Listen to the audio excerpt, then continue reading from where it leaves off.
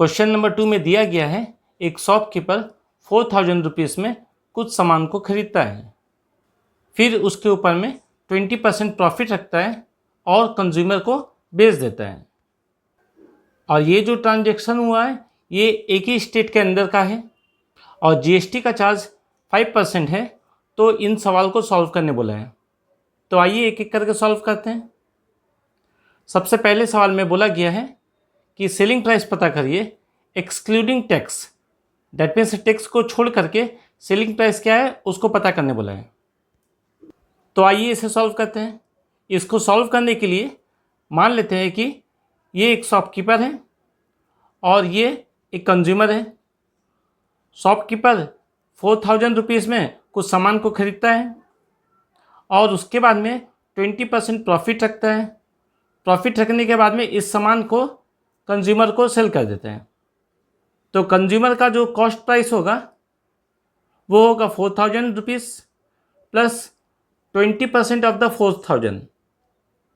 ये कंज्यूमर का cost price है और शॉपकीपर का सेलिंग प्राइस है। इसी को हम लोग निकालना है, तो आइए इसको लिख लेते हैं। The selling price excluding tax is equal to 4000 rupees तो देनी पड़ेगा।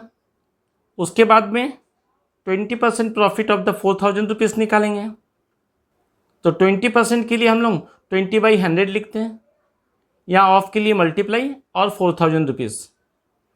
4000 को एज इट इज़ लिख लिए। इस पार्ट को अगर सॉल्व करते हैं तो 20 और 20 कैंसिल हो जाता है।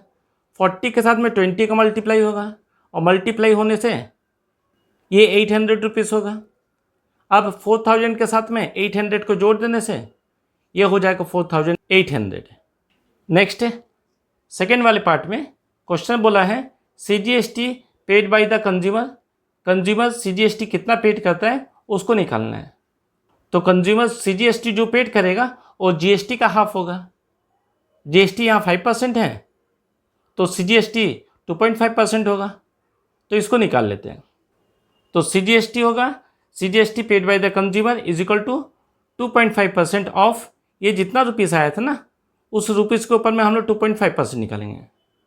तो ये 4800 या 4800 लिख लेंगे। नेक्स्ट परसेंट को रिमूव करेंगे तो हम लोग 100 लिखेंगे, फिर मल्टीप्लाई 4800। नेक्स्ट यहाँ से 20 और यहाँ से 20 को हम लोग कट कर लेते हैं। कट करने के बाद में 2.5 और 48 का मल्टीप्लाई करेंगे तो ये आएगा ₹120 रुपीज़। दैट मीन्स कंज्यूमर को CGST 120 रुपीज़ पेड करना पड़ेगा। नेक्स्ट थर्ड पार्ट में बोला गया कंज्यूमर SGST कितना पेड करता है। तो कंज्यूमर CGST जितना पेड करता है उतना ही SGST पेड करता है।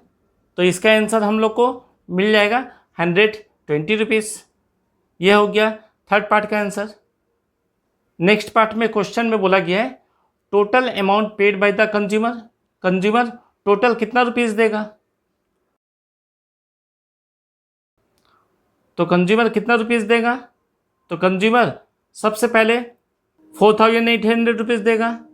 उसके बाद में CGST देगा और CGST का वैल्यू 120 रुपीज़ है और SGST देगा, ये भी 120 रुपीज़ है।